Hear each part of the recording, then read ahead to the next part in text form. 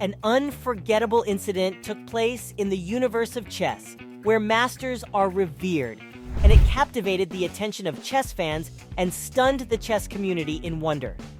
Unthinkable success was attained by a schoolboy of only 13 years old, when he defeated none other than the world-famous chess champion Hikaru Nakamura. This astounding feat demonstrated the might that can be gained in the board game of chess by a combination of ability, enthusiasm, and perseverance. And it served as a reminder that age is not a limitation to reaching success. In this video, we'll go into the match when a 13-year-old schoolboy shocked Hikaru Nakamura, the players competing in the game. In competitive chess, Hikaru Nakamura is recognized as a figure that embodies both vitality and power. Nakamura's extraordinary talent became apparent at a young age. As a result, he quickly rose through his career to establish himself as one of the greatest players in the world. Nakamura is known for his combative and strategic striking style. He also has a talent for creating intricate and unusual spots on the board, which keeps his rivals on the edge of their seats the entire time.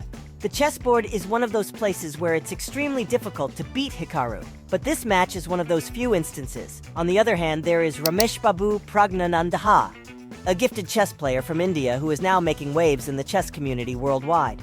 His outstanding analytical skills, deep comprehension of the game, and remarkable decision-making talents allowed him to take on and win against competitors much older than his years, notwithstanding that he is still very young.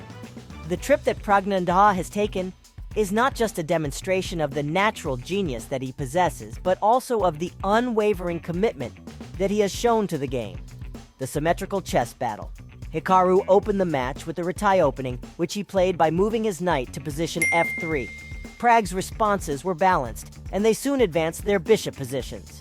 Hikaru refined his bishops to the point whereby they ultimately controlled two of the game's strongest diagonals. On the other side, Prag chose to castle by moving his second bishop to position e7. Hikaru made the move c4, and Prag immediately countered with a c4. After deciding to flee the castle, Hikaru found himself under attack from Prag's central pawn on d5. Hikaru moved his queen to position e2 to protect his central pawn. Prag moved his knight to position c6 to consolidate power in the middle. Hikaru seized Prag's central pawn, but Prag quickly regained control by moving his knight there. Hikaru moved his rook to d1 to strengthen his central position and set up a potential pawn move to d4. Since it was in the middle and confronted the queen, the rook was in an extremely powerful situation. At d4, Hikaru advanced his pawn. After a tremendous trade of pieces, combat progressed, with Prag moving his queen to e7 to open the board for his rooks.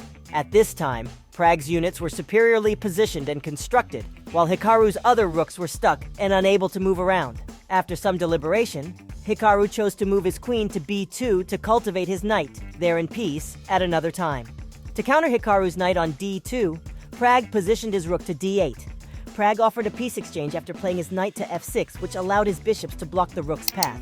An exciting game of tactical chess.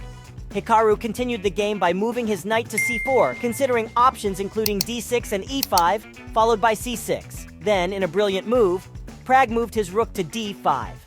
Following this, Hikaru doubled his rooks, and Prag responded in kind. Hikaru attacked Prag's rook with his pawn on e5, which he had previously placed on f3. It looked like Prag had an unrestricted pawn, but he could still not trade rooks. When Prag's king was at risk, he played the pawn card against h6. Hikaru moved the pawn to square e4, and the players traded rooks. In addition, Prag proposed to trade his queen for one on d7. However, Hikaru followed queen to d6 before switching queens. Hikaru regained control of the queen with the help of his knight after Prag seized her. The two players were extremely precise and cautious in the final minutes, knowing that a single misstep could have disastrous consequences.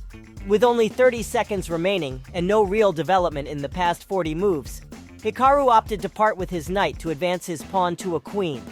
At first, it appeared like Prag was going to forfeit the game. However, the young genius moved carefully and placed his knight in position a8. Hikaru was forced to eliminate the knight with his king since he knew it was bait and was unlikely to win the game otherwise. After that move by Hikaru, Prag moved his king to c7, and the game ended in a draw because neither player could advance their position. Thank you for watching. Don't miss out on future videos. Hit that subscribe button right now.